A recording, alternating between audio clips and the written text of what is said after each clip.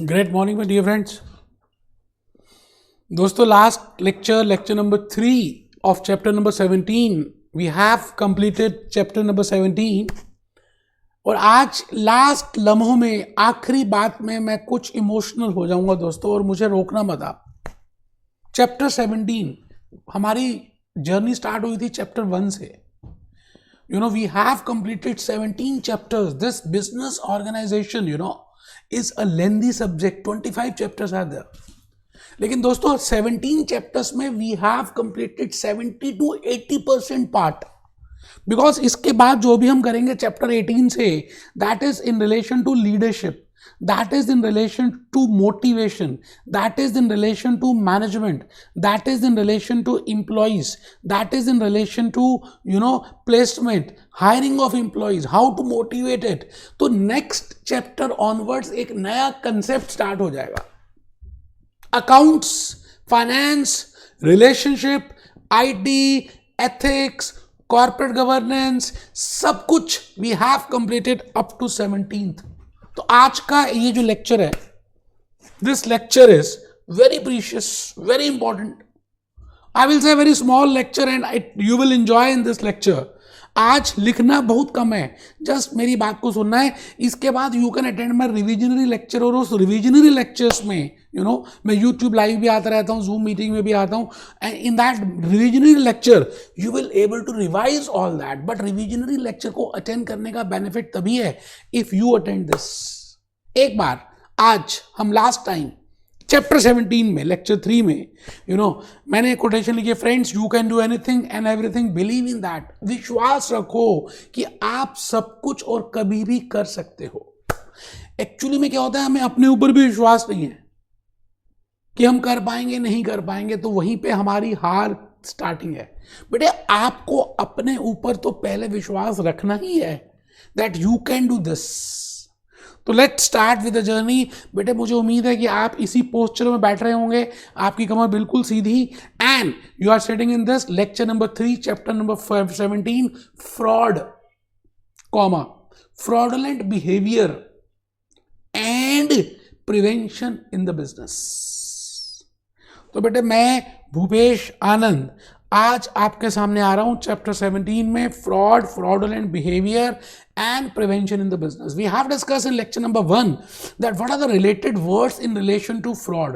What is error? What is irregularity? What is misstatement? What is intentional misstatement? What is unintentional misstatement? And then last, what is the meaning of fraud? Fraud hai kya?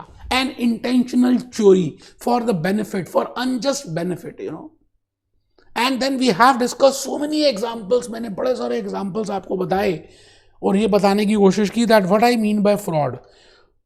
So fraud में we have discussed meaning, we have discussed examples, and then आज के इस lecture में I will be discussing with this implications of fraud and how to protect it. What are the implications? अगर कोई किसी organisation में, just like Satyam Computers, just like Kingfisher Airline, just like Enron, just like Lehman Brothers, there are so many huge list of financial frauds. अगर आप Google करें तो you will find a huge list of financial frauds. So what happened, in which company the fraud is there? What is the outcome in that? So the outcome is, we will see to that, the implications and how to protect and detect. So उसके बाद बेटे lecture 2 में we have given the emphasis on fraudulent financial reporting, that if you are presenting your financial reports, then how, if you are not disclosing it, if you are not showing it, if you are omitting it, if you are altering it, if you are doing something other than that, if you are doing window dressing, if you are off-site balance sheet transactions are there, if you are not following revenue recognition, if you are accelerating the expenses or accelerating the income as per the accounting period, ये सभी कुछ is named as fraudulent financial reporting. तो आइए sir हम start करें। Fraudulent financial reporting में window dressing, delaying expenses, accelerating expenses, manipulation of revenue recognition, of balance sheet accounting, window dressing. We will see what is the meaning of window dressing. Delaying expenses, accelerating expenses, manipulation of revenue recognition, of balance sheet accounting. तो सबसे पहली बात बेटे, मैंने आपको last lecture में वैसे ये भी बताया था that what is the meaning of money laundering, how a dirty money can be converted into a clean money by the politicians or by any person, and there are different steps in that, how we will firstly place that money, then how we will prepare the layers, and then how it can be integrated. So there are 3 steps in converting dirty to clean, dirty to white, black to white. काले धन को सफेद धन में कैसे convert कर सकते हैं, मैंने आपको 3 स्टेप्स बताए थे। और बेटे मल्टीपल चॉइस क्वेश्चंस मैक्सिमम आ रहे हैं on those 3 questions, on those 3 steps. I have given the example of Dubai, आपको याद आ रहा है। तो बेटे what are the control activities, पहले हमने उसको कंप्लीट करना है, that if I want to control that money laundering, so that I should not I should take steps in my organization as in my business organization, that dirty money should not be converted into clean money, so I have to adopt some control measures. तो बेटे आज पहले lecture, इस lecture 3 में 5 minute के लिए मैं वो बताने वाला हूं जो आपको थोड़ा सा लिखना है। Control and procedures required by law can be as follows. It means for restricting those money laundering activities, for restricting that conversion of dirty to clean, I have to follow some control measures. बेटे एक money laundering officer बनाना पड़ेगा, एक separate person has to be appointed, a separate department has to be appointed. I have to see कि unusual transactions कौन से particular month में हो रही है, ईयर एंड में हो रही है या बिगिनिंग में हो रही है, and I will see the pattern, So as a business organization, I am very much concerned that if some unusual transactions are happening, if some unusual patterns are there, then I should be very much cautious. तो मुझे scrutinize करना चाहिए, identify करना चाहिए. Even when new customers are taking my business, taking my products more than 15,000 pounds or euros, I should have identification of those customers. For example, in India we have Aadhaar card and all GST registration, etc., etc. Similarly, as an organization, you should have a duty to procure that identification of all those customers who are doing business with you. तो आइए sir, हम सभी पहले लिख रहे हैं, what are the control and procedures required by law? What are the controls and what are the procedures which are required by law? First is identification of large or unusual transaction. तो बेटे पहली बात हमें क्या करना है, unusual, ये बड़ी लार्ज अमाउंट की ट्रांजैक्शंस, जैसे आप चेक डिपॉजिट करते हैं कुछ लैक्स का, तो बेटे दैट इज अनयूजुअल ट्रांजैक्शन. तो before clearing, even if you have a balance in your account, bank people will call you. Even you are doing an unusual transaction of your credit card or a debit card, before clearing it, bank people will call you कि ये transaction आप ही ने की है. So to protect the fraud, it is just like that in any business organization. If there is any unusual transaction, if there is any large transaction, then that has to be checked, identified. Then second is scrutiny of unusual pattern. It means सभी महीने के first week में there is a transaction, there is a transfer of money और there is a sale of product to a larger amount. So we have to see the pattern. So scrutiny, we have to do the scrutiny of unusual pattern of transactions. So this is a control measure. Creation of, this is important. बेटे ये paper के लिए important है, आपके MCQ के लिए भी important है. Creation of the role of money laundering reporting officer. It means if there are some unusual transactions, if there are some unusual patterns, then it has to be firstly reported to money laundering returning officer. It means a post has to be prepared by this organization, in that organization, for that reporting of money laundering activities. तो बेटे last control activity है undertaking appropriate customer due diligence. I have just told you, if a new customer is buying you goods from you, if it is more than 15,000 pounds or euros or rupees, I am just taking the example. तो बेटे आपको उसका identification पता होना चाहिए, then only it is better. तो मैं आ गया जी आपके सामने, what are the implications of fraud to the company. आप बताइए, we have discussed in if there is more fraud in an organisation, अगर एक ऑर्गेनाइजेशन में बहुत सारे फ्रॉड्स हो रहे हैं, मैनेजमेंट भी कर रही है, एम्प्लॉयज भी कर रहे हैं, थर्ड पार्टीज भी कर रहे हैं, तो बेटे वो घर तो डूबा ही डूबा। आप ये लॉजिकली बताइए, जिस घर में घर वाले ही चोरी कर रहे हैं और घर वालों के यहाँ पे जो एम्प्लॉयज आते हैं वो भी चोरी कर रहे हैं, तो घर तो गिर जाएगा ना एक दिन। बेटे similarly organisation in which there are more frauds, that will have some implications and that will fall down. Kingfisher airline गिर गई, सत्यम कंप्यूटर्स बंद हो गई, और उसका जो चेयरमैन था चक्की पीसिंग एंड पीसिंग। सहारा इंडिया को देखिए, एनरॉन का जो मैनेजिंग डायरेक्टर है काला पानी की सजा भुगत रहा है। It means there will be huge penalties, huge problems will be there, the company will shut down, employees को problem होगी। तो I have to firstly tell you what are the implications of fraud to the company. The first is loss of shareholders confidence. But logically shareholders are the investors who have invested their hard earned money, जिन्होंने अपनी hard earned money उस company में invest किया है। तो बेटे confidence lose नहीं होगा। यस बैंक का अभी हादसा हुआ इंडिया में, क्या कॉन्फिडेंस लूज नहीं होगा? Yes, their confidence will be shattered like anything. And if their confidence will shattered, then they will not again invest. Vijay Mallya कोई नई कंपनी ऑन करता है इंडिया में आकर, बेटे कभी भी इन्वेस्टर्स इन्वेस्ट नहीं करेंगे, because there confidence has been lost. Loss of assets, बेटा ये तो बड़ी सिंपल सी बात है, एसेट्स का लॉस होना स्टार्ट हो जाएगा। Financial difficulties will be there in the company when there are loopholes and some money is going out, some fraud is there, चोरी हो रही है बेटे, चाहे थोड़ी थोड़ी सी चोरी हो रही है।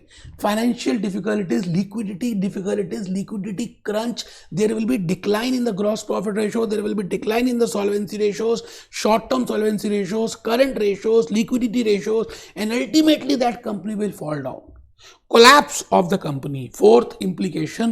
And finally we charge imprisonment fines to that company management whosoever is responsible for that. तो बेटे हमने यहाँ पर डिस्कस किया, फर्स्ट लेक्चर में डिस्कस किया फ्रॉड, सेकंड लेक्चर में डिस्कस किया fraudulent financial reporting and money laundering. आज हम डिस्कस कर रहे हैं what are the control measures and what are the implications and what are the measures to prevent. Last concept discuss करने जा रहे हैं बेटे चैप्टर 17 का, prevention is better than cure. आप ग्रीन वेजिटेबल्स खाते हैं, आप फ्रूट जूस पीते हैं, आप मिल्क पीते हैं, आप पिज़्ज़ा नहीं खाते, आप बर्गर कम खाते हैं, आप पास्ता भी नहीं लेते, वाइट सॉस भी नहीं, रेड सॉस भी नहीं, it means your body has full immunity. आप ड्राई फ्रूट्स लेते हो, आप नेचुरल डाइट ज़्यादा ध्यान रखते हो, it means you are taking prevention. It means आपको कोई भी कोविड-19 या ऐसा कोई भी वायरस नहीं होगा, because you are taking prevention. Similarly if in an organisation we take some prevention, अगर हम कुछ प्रिवेंशन ले लें, then we can prevent those frauds. And I have told you prevention के लिए एक सिस्टम बड़ा अच्छा होना चाहिए, इंटरनल कंट्रोल, मेरे अपने अंदर का control system. And we have discussed what is the meaning of internal control. और internal control के 5 components, I have told you what are the prerequisites of effective internal control. जैसे मैंने बताया था, कंट्रोल एनवायरनमेंट होना चाहिए, रिस्क असेसमेंट प्रोसेस होना चाहिए, information system should be there. याद आ रहा है कुछ बेटे? आपको 5 एलिमेंट्स याद आ रहे हैं, control activities and monitoring of control. तो पहले लिख लेते हैं, थोड़ा सा लिखिए फिर मैं एक्सप्लेन करूंगा, बड़ा ही इजी है। Measures to prevent and detect fraud, very important for MCQs. Last concept of chapter 17 आपको करना है, आप मेरे हैं, आप लिख रहे हैं, आप एथिकली लिख रहे हैं। Measures to prevent and detect fraud, there should be effective internal control system. Effective होना चाहिए, एंड इफेक्टिव के लिए वो 5 कंपोनेंट्स एक्टिवली सेटअप हो और 5 कंपोनेंट्स वर्किंग प्रॉपरली हो। बेटे जब आप आपका सारा system, digestive system, circulatory system, respiratory system, सारे मेंटल सिस्टम, दिस सिस्टम पूरी बॉडी का बेस्ट चलेगा तो यू कैन डू वंडर्स, आप वंडर्स कर सकते हैं। इसी तरह से if I have an effective internal control system, now how I can have an effective internal control system? If those 5 components which are present in that system are working properly, then I can have an effective internal control system. And what are those 5 components? My dear sir, I have 5 components, 5 Pandav the. One is control environment. It means there should be a formal structure, organizational structure hona chahiye, control environment hona chahiye, top level management should be very much inclined towards achieving that, towards should be very much ethical, should be very much moral, they should have the moral behavior. So I will say that is a control environment. Every structure, there is a formal organizational structure hona chahiye, authority along with the responsibility should be assigned.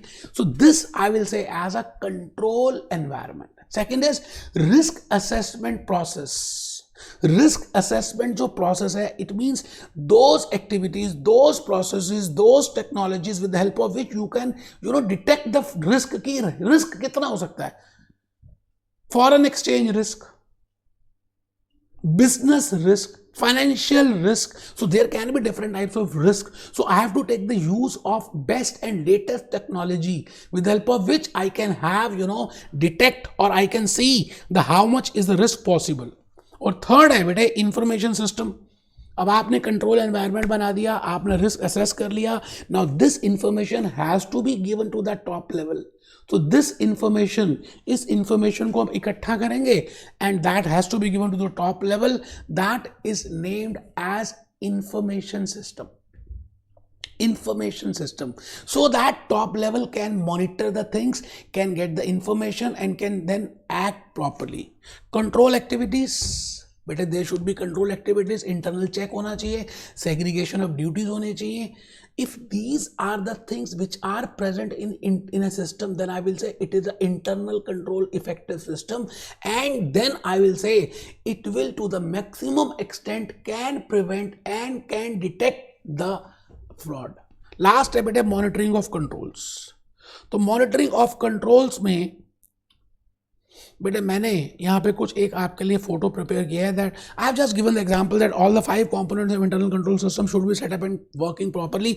Just to give an example, first feature is control, first component is control environment and that can be I have just given an example that if I have a formal organizational structure with authority and responsibility, so I will say that it has a control environment.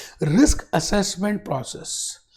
By incorporating new technologies, we can see that we have a risk assessment process, information system, timely accounts to be submitted to the senior management so that they can monitor.